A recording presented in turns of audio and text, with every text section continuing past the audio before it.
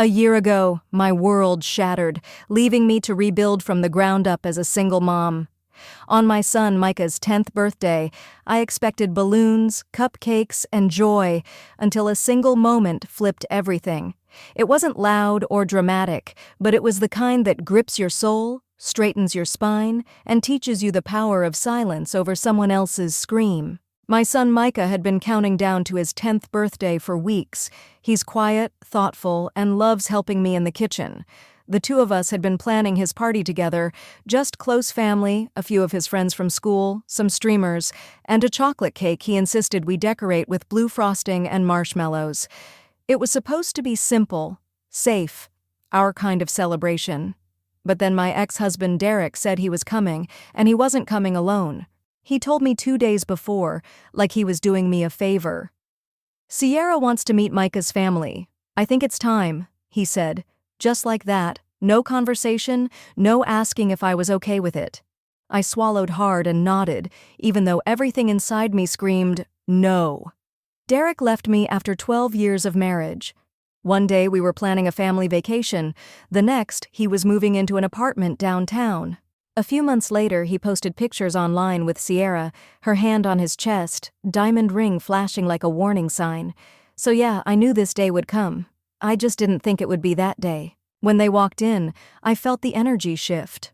Micah ran over to hug his dad. Sierra followed a few steps behind, heels clicking on the floor like she was walking into an interview she planned to win. She wore a tight white dress, not a wrinkle in sight. Her makeup looked professionally done. She handed Micah a gift bag with a logo from some trendy downtown toy store, smiled thinly, and said, "Happy birthday, sweetie. I hope you like it." Derek picked it out, but I approved. I forced a polite smile. "Thank you for coming." Sierra looked around, eyebrows raised like she was inspecting a rental. "It's cute," she said. "Very homey." I pretended not to hear it. Micah was already pulling her toward the cake. About an hour later, after the kids had eaten and started running around, I began cleaning up some spilled soda. That's when it happened. Sierra turned to Derek, smiled like she was being helpful, and handed him the broom I'd leaned against the wall. "Here," she said, loud enough for everyone nearby to hear. "Help your mother clean. This is your place, right?" Derek froze. A few guests turned to look. I looked at Micah. He had just heard his stepmother call me his mother, like I was some housekeeper hosting a party I didn't belong to. His face flushed. He looked straight at me, like he was waiting for me to say something. I didn't. I kept wiping the table. My hand was shaking, but I didn't say a word, because I had something better than a comeback. I had one last gift for Micah, and Sierra had no idea what was coming. I've never been one for big, flashy parties. That was always Derek's thing.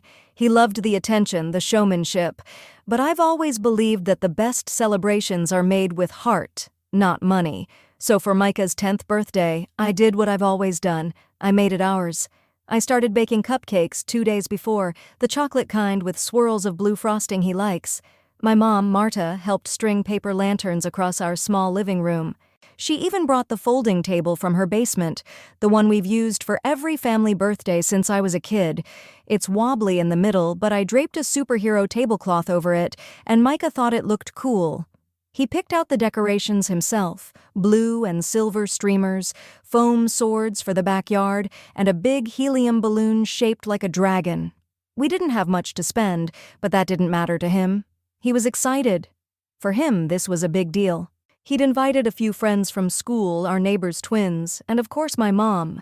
Even my brother Eli said he'd stop by after his shift at the fire station.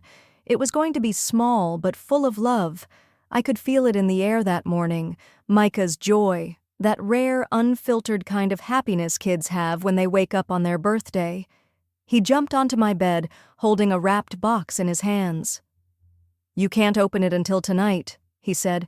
"It's a surprise." I hugged him close. "You're the one turning 10. I should be giving you surprises." "I already have mine," he said. "You." That's the kind of kid Micah is, kind, thoughtful, and older than his years. Since Derek left, he's been my anchor in ways I never expected. He sees things. He feels when I'm sad, even when I pretend I'm not. He tries to be strong for me. Sometimes I wish he didn't have to. The divorce hit him harder than I let myself admit at the time. One day his dad was there, helping him build Lego sets, tucking him in at night. The next, he was living in a sleek new apartment downtown, texting instead of showing up, posting photos with Sierra like we never existed. I tried to keep it together for Micah, for myself. I put my energy into routines, school drop-offs, soccer practice, laundry, budgeting, breathing. I didn't have time to fall apart. But when Derek called and said he was bringing Sierra to the party, it felt like a punch I didn't see coming. "She just wants to be part of Micah's life," he said, like that made it easier. I didn't argue. I just said, "Fine," and hung up before my voice cracked.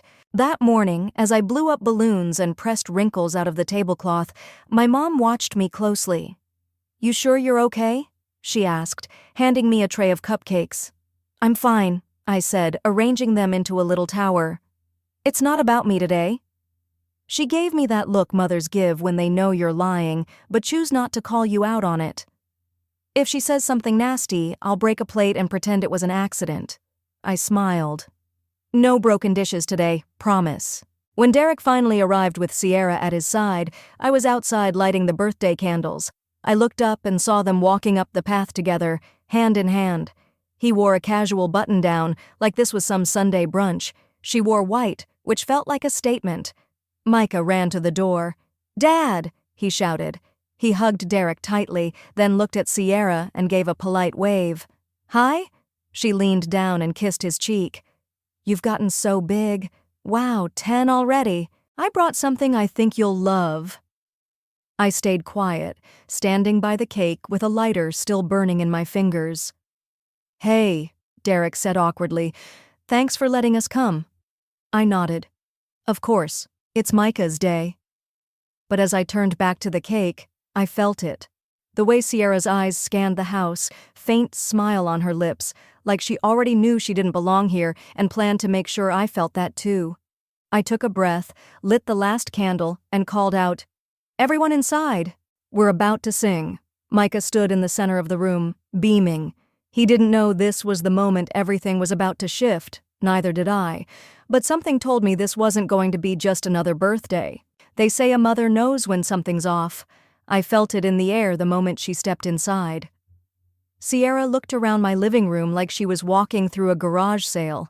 She didn't say it out loud, but everything in her body language said, "This is beneath me."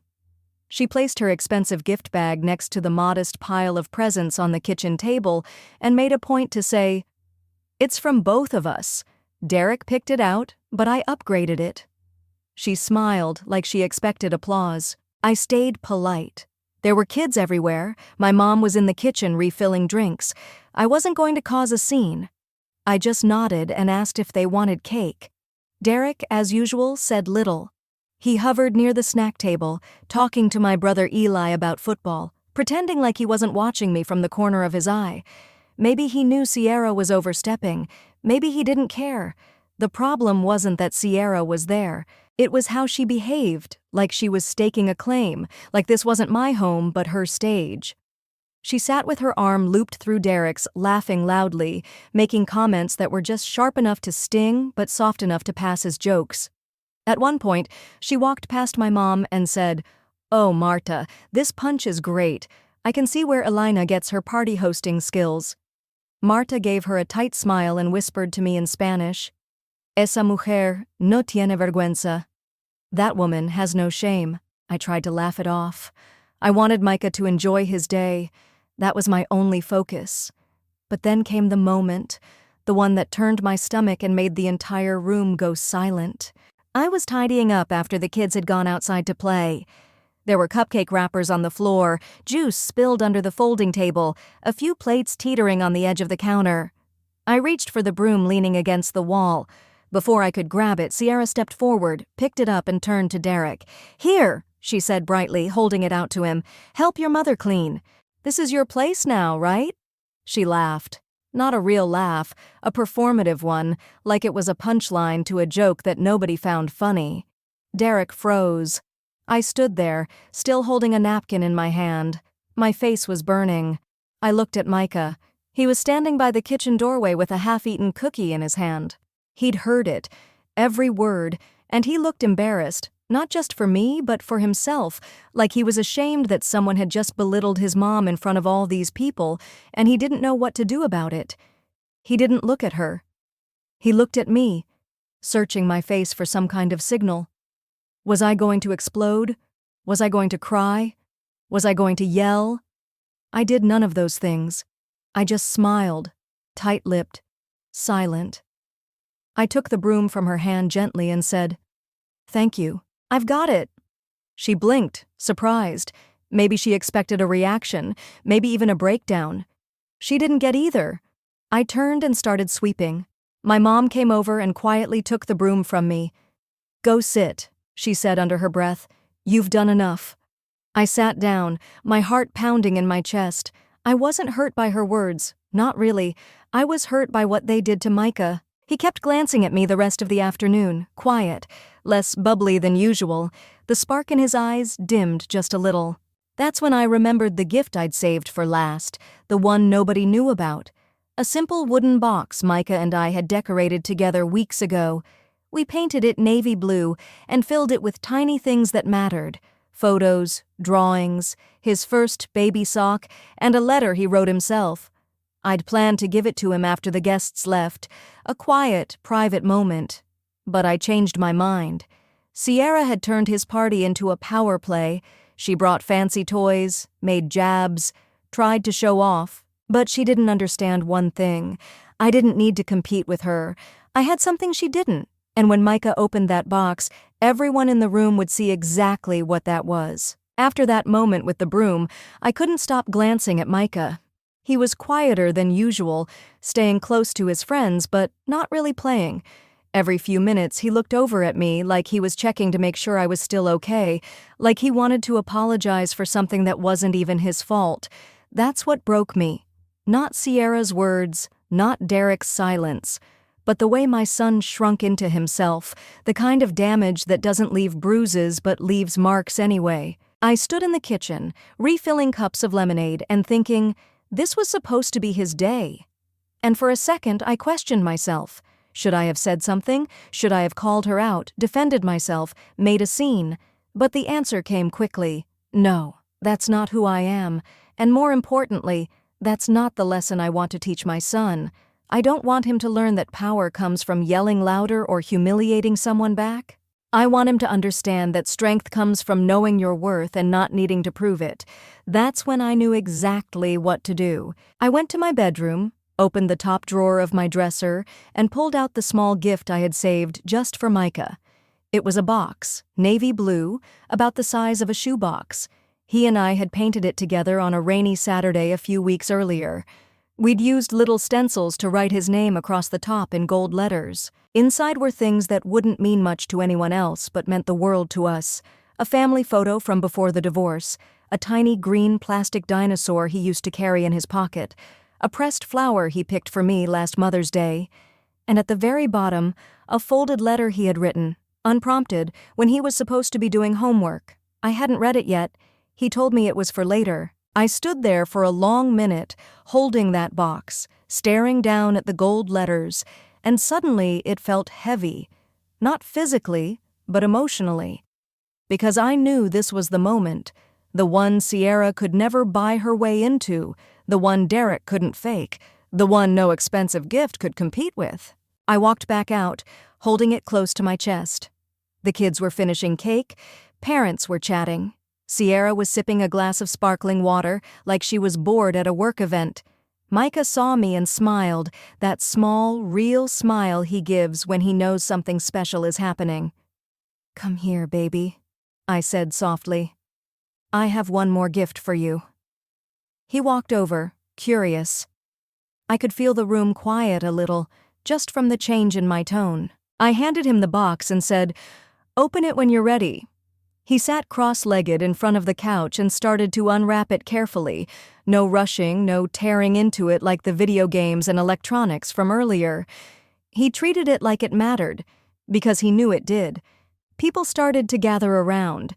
Sierra watched from the chair across the room, her legs crossed, her smile tight and frozen. She was still pretending to be above it all, but I could see the tension in her shoulders.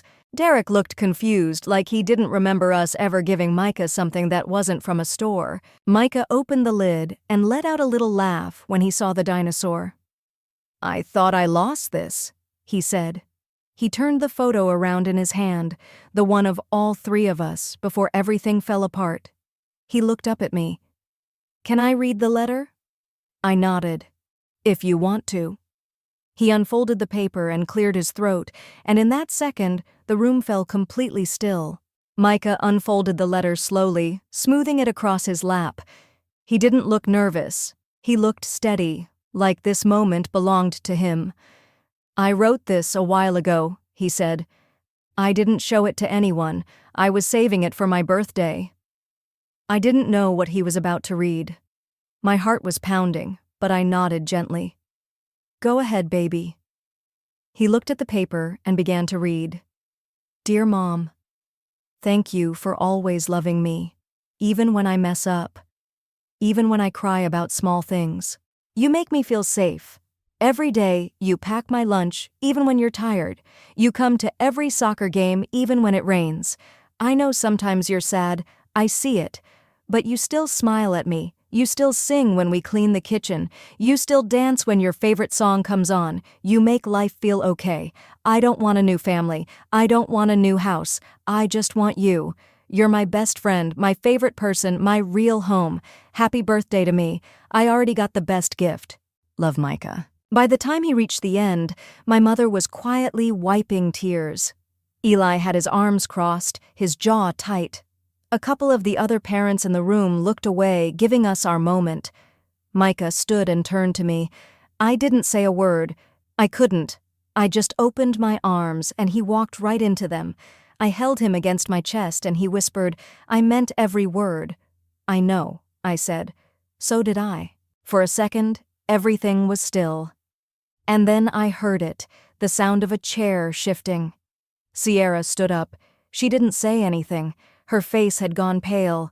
Whatever smug confidence she walked in with had disappeared. She wasn't the center of attention anymore. She had been replaced by truth, by something real. She looked around the room, like she needed to anchor herself to something, but there was nothing left to hold on to. The mask had slipped. I met her eyes. I didn't glare. I didn't smirk. I didn't need to. She looked away first. Derek finally broke the silence with a half-hearted, "That was really sweet, buddy." It felt hollow. Even he knew it. He looked smaller than usual, like he was realizing in real time what he had walked away from. Micah turned toward him and said politely, "Thanks, Dad," before sitting back down with the memory box in his lap, touching each item gently like they were treasures. Sierra cleared her throat. "We should get going," she said, voice quieter than I'd ever heard it. Derek nodded, rubbing the back of his neck. "Yeah, thanks for having us." I smiled, calm and firm. "Of course." They walked toward the door. Sierra barely looked back as she stepped outside. I caught a glimpse of her reflection in the hallway mirror, eyes down, lips pressed tight. She hadn't been defeated, but she had been seen for exactly who she was, and more importantly, so had I. After the door shut, the room slowly exhaled. Conversations resumed, plates were gathered, music softly returned, but something had changed. The air was lighter, the tension had cracked and drifted away. Micah sat beside me, still holding the box. "I'm glad I read it," he said. "So am I." He looked up. "Did I embarrass you?" I pulled him close. "You honored me." Later that evening, after the guests had left and the sun began to set, I found something tucked in the folds of tissue paper inside the memory box. A second note, smaller, folded in quarters. It read, "P.S. I saw what she said to you today. I didn't like it. I didn't know what to say, but I'll never let anyone talk to you like that again. You're my mom. That means everything." I pressed the note to my chest and sat in the quiet for a long time. Sierra came into my home thinking she could humiliate me. What she did instead was show my son exactly why love doesn't come with a price tag and respect doesn't come from being louder. She brought a broom, thinking it would shame me, but my son brought truth, and it swept everything else away. After everyone left, the house felt strangely still. Empty plates on the counter, deflated balloons hanging from thumbtacks, the soft smell of frosting still lingering in the air. I walked through the living room, picking up cups, but I wasn't really cleaning. I was thinking. Micah had gone to bed with his memory box tucked under one arm and the dinosaur clutched in his hand, like it was a trophy. I sat on the edge of my bed, holding the second note he'd left me, the one where he promised to never let anyone talk to me like that again. I read it over and over. It wasn't long. It wasn't fancy, but it meant more than anything anyone had said to me in a very long time. And that's when it hit me. I didn't lose anything today. I didn't lose control or dignity or power. I didn't lose face in front of my guests or authority as a mother. I didn't let Sierra win because Sierra didn't understand something crucial. She thought I was weak because I stayed quiet. She thought I was passive, soft, too afraid to speak up. What she didn't realize was my silence wasn't fear. It was strength. I didn't fight her because I didn't need to. I didn't yell because I wasn't seeking validation from people who already knew the truth. I didn't perform because I had nothing to prove. I stayed still so my son could shine. And he did. That party, that box, that letter, it all showed who we really were, who he was, the kind of boy I raised, the kind of love we built. Derek may have left, but he didn't take the heart of this home with him. He took his pride, his ego, and someone to keep him company in his comfort zone, but he didn't take our bond. He didn't take my strength. He didn't take Micah's respect. And Sierra? She walked in with her head high and walked out quieter than she came in, not because I humiliated her, but because I didn't play her game. That's a lesson I hope my son carries for the rest of his life. Real power doesn't need to roar. Sometimes it just needs to speak when it counts. And sometimes, not at all. Later that night, I peeked into Micah's room. He was already asleep, the box resting beside his pillow, like a secret he was keeping close. His chest rose and fell, calm and steady, his face peaceful. I stood there for a long time. This day didn't go as planned. It wasn't the birthday I imagined when I started hanging streamers that morning, but in the end, it became something better. It became proof. Proof that what we have can't be shaken by someone else's insecurities. Proof that love, real love, isn't loud, isn't dressed up, isn't looking to impress anyone. And proof that no matter how much someone tries to insert themselves into your story, the people who matter already know where home is. Micah knows, and I know too. When I finally turned off the lights and crawled into bed, I didn't feel bitter. I didn't feel angry. I felt proud, not of the way I stayed silent, but of the way I chose not to make someone else small to feel big, of the way my son stood in truth without needing permission, and of the way love, quiet, unglamorous, handmade love, won. So what started as just another birthday ended up reminding me of one of the most important lessons I've ever learned as a mom. You don't always need to fight to win. Sometimes you just need to let love speak. If this story moved you, made you think of someone you love, or reminded you of your own quiet strength, I'd love for you to do a few things. Like this video, if you felt even one moment that hit your heart, share it with someone who needs to remember how powerful love can be. And comment below, have you ever stayed silent in a moment that could have exploded? What did it teach you? I read every comment, and your stories mean more than you know. And hey, don't forget to subscribe to the channel if you want more real, raw stories about life, love, and everything in between. Thanks for being here. Until next time, stay grounded, stay strong, and never underestimate quiet.